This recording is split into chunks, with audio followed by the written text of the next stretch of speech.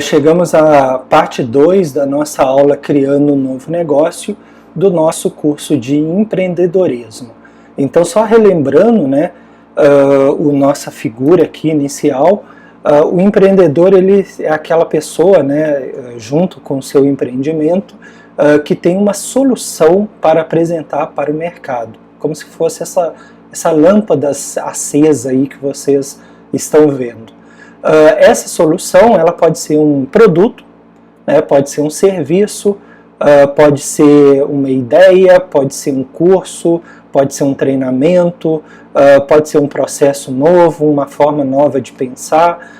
Então são soluções, tá? Então ninguém vai ofertar essa solução no mercado se não tiver esperando ter um retorno, né? Que muitas vezes não é um retorno monetário. Na maior parte das vezes, sim, será um retorno monetário, né? Então, aquela empresa é constituída para vender produtos, serviços, cursos, treinamentos, e em troca ela vai receber dos seus clientes o dinheiro referente a isso. Mas muitas vezes essa troca não é tanto pelo dinheiro, né? Mas por uma missão ou interesse que a pessoa tem de divulgar aqueles conhecimentos. Por exemplo, o caso do nosso canal, né? Ele não tem nenhum apelo comercial, né, econômico, é simplesmente um canal de cursos gratuitos que são disponibilizados na internet, ok? Então não deixa de ser um empreendimento, né? Porque o empreendimento não é só aquela empresa constituída, né, com CNPJ e gerando lucro, não, mas qualquer atividade ou projeto que a gente desenvolva. Então a primeira parte foi lá as possibilidades do negócio, né, e agora identificando e avaliando as oportunidades de investimento. Então a gente pode dizer que a maior parte de nós alguma vez na vida já se convenceu de que tinha ideia para um novo negócio, né? Como se a gente subisse aqui nas nossas convicções e pensasse assim, olha, eu tenho uma grande ideia, né? Essa grande ideia iria gerar muitos produtos, eu iria ganhar muito dinheiro se eu conseguisse implementar. Falta para mim apenas capital para investir nessa ideia. Então muitos de nós talvez tenham esse pensamento, né? Pelo menos sobre a nossa perspectiva, acreditamos que os outros achariam que o produto ou serviço nosso é atraente, né? Então a gente tem essa mania, né, de achar que o que a gente faz as pessoas vão gostar. Então, por exemplo, tu vai vai abrir uma loja e essa loja vai atender os clientes e eles ficarão plenamente satisfeitos, né? Mas a experiência nos diz que uma boa ideia não é necessariamente uma boa oportunidade de investimento, por uma série de razões que a gente vai listar. Outra coisa, às vezes o que a gente pensa que é bom, pelo menos para nós, pode não ser para as outras pessoas. Então eu posso, por exemplo, fazer esses cursos aqui, achar que os cursos estão muito bons, estão ótimos, mas sempre vai ter aquelas pessoas que vão achar que não ficou bom, ele poderia fazer outros tipos de slide, de outras formas, ele poderia colocar algumas animações, poderia ter um fundo diferente. Então sempre vão ter pessoas que vão dizer que o que a gente faz não está tão bom assim. Mas a gente tem que acreditar que temos uma missão, que temos que a gente quer fazer aquilo e ouvir as críticas, né? As críticas construtivas, elas são muito bem-vindas, e saber que realmente a gente ainda tem muito que melhorar em qualquer atividade que a gente faça. Então a gente tem é natural, né, do ser humano, ele acreditar que os outros achariam que a gente faz atraente, mas nem sempre pode ser que aconteça isso. De fato, há uma tendência de a maioria de nós ficarmos animados com uma ideia, subestimarmos as dificuldades envolvidas para conseguir receptividade de mercado à nossa ideia. Então a gente tem uma ideia, implementa e talvez a gente não se dê conta de que possam haver vários entraves para que aquela ideia funcione. E aí, pessoal, basta vocês pensarem na cidade de vocês, Pensem aí na área central da cidade, sei lá, se tiver um calçadão, ou a praça principal, ou as praças mais no centro da cidade. Imaginem quantas lojas, comércios, né, não foram abertos nos últimos meses e que de repente tu passa lá na frente e vê assim, olha, essa loja abriu outro dia e já está fechada. Então aqui na minha cidade, por exemplo, eu me recordo que tinha uma loja de roupas que abriu no meio do ano passado, eu estou gravando esse vídeo em janeiro, né? E menos de 6 meses ela fechou, e antes já tinha fechado uma outra naquele local. A pergunta é, será que só a ideia para aquele empreendedor não bastou? Né? O que será que faltou? Será que o ponto, o local era adequado? Será que aquele tipo de empreendimento era o que a cidade precisa? Será que faltou investimento em treinamento das pessoas? Então é difícil saber, mas o que ocorre é que às vezes só a ideia não é o bastante, né? Então, para se qualificar com uma boa oportunidade de investimento, nosso produto tem que atender uma necessidade real com respeito à funcionalidade, à qualidade, à durabilidade e ao preço, né? Então, esse produto ele tem que realmente atender o que as pessoas estão buscando. A oportunidade, em última instância, depende da nossa habilidade de convencer os consumidores, né, que é o mercado, que somos todos nós que compramos, que o nosso produto ou serviço vai entregar benefícios que eles esperam.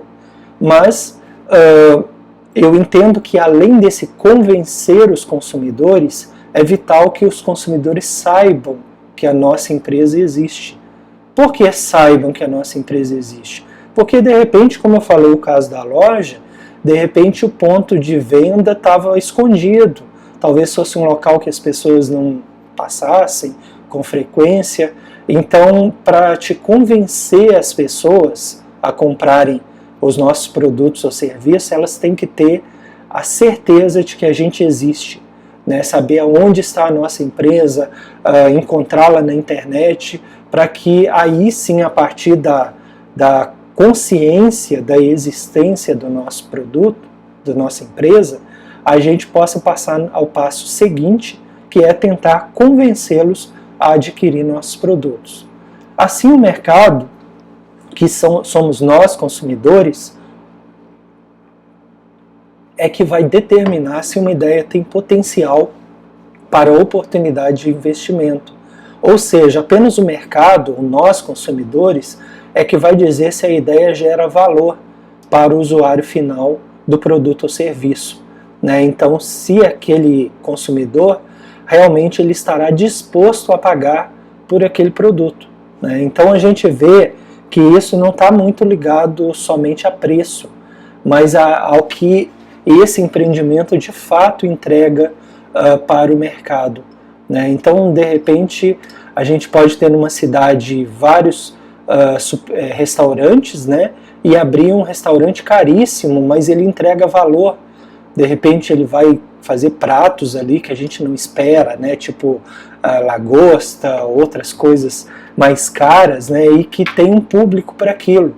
Então o público talvez não seja o do usuário de restaurante, né? Que trabalha no comércio da cidade e que vai todo dia almoçar no restaurante, mas pode ser um outro público mais refinado, de maior poder aquisitivo, em que vai, por exemplo, jantar nos finais de semana nesse restaurante. Então precisa saber, isso vai gerar valor para o mercado, né, para os consumidores. Aí eu lembro que tem um programa na televisão, né, que é sobre restaurantes, em que mostra empreendedores que, por exemplo, eles vão reformar vagão de trem e ali vão fazer um restaurante, né? Então dando uma experiência diferente para o cliente. Ele almoçando naquele restaurante, ele tem uma vaga ideia, né, de como que era nas linhas de trem, como que era almoçar num vagão restaurante, por exemplo, em funcionamento. Então aquilo ali gera ideia, gera valor, perdão, para os consumidores, para os clientes. Então há diversas forças que influenciam quando uma ideia também é oportunidade. alguns requisitos mais fundamentais, né, que gera essa força, esse ímpeto aí para oportunidade são os seguintes. O momento precisa ser oportuno, né? Então o conceito do produto ou serviço ele pode ser bom, mas aquele momento pode não ser o adequado e não há oportunidade de investimento viável. Então vocês veem aí que eu coloquei a foto de uma sala de cinema, né? Por quê? Bom, eu estou gravando esse vídeo em janeiro de 2022, né? A gente ainda está dentro da pandemia do coronavírus.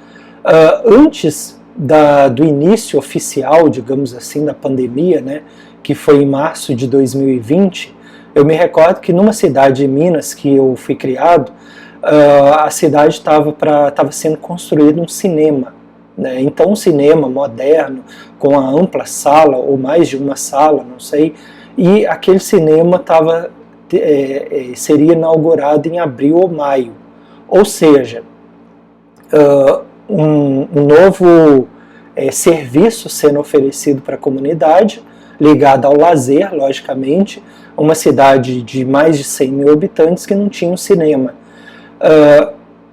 Produto ou serviço bom? Sim.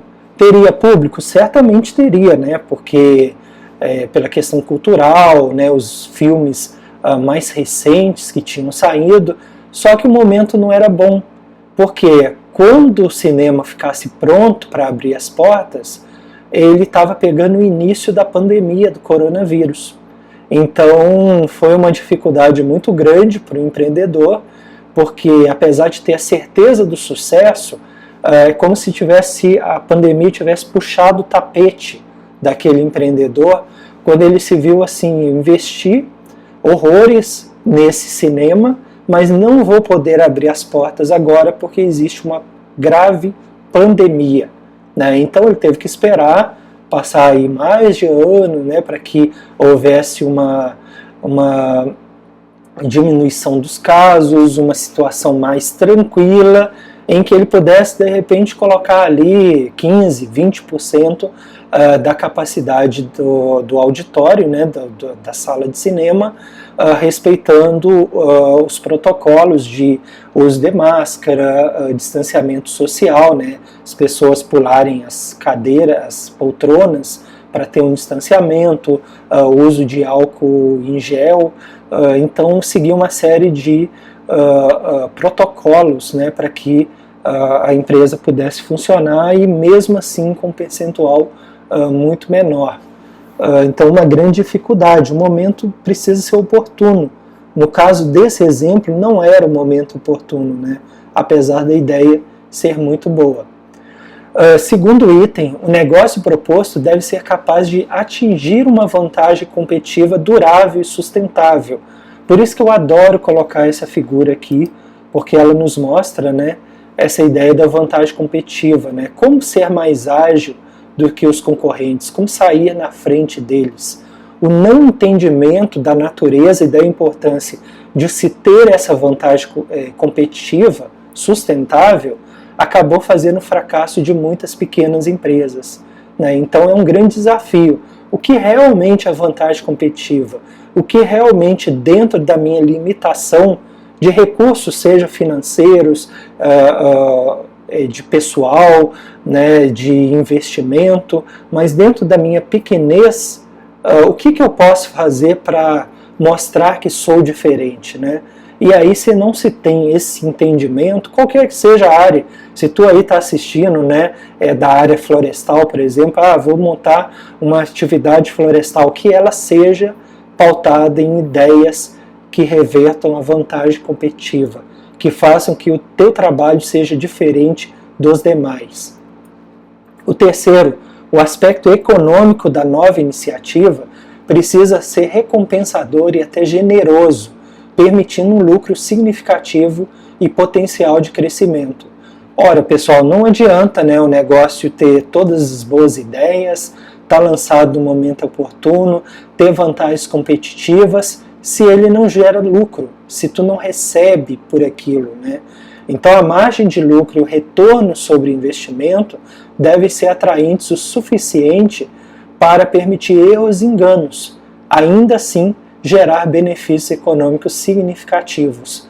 É lógico que nos primeiros meses, talvez a empresa tenha que mais tirar do bolso dela do que receber, porque ela ainda está sendo conhecida, tem toda a dificuldade para conseguir novos clientes,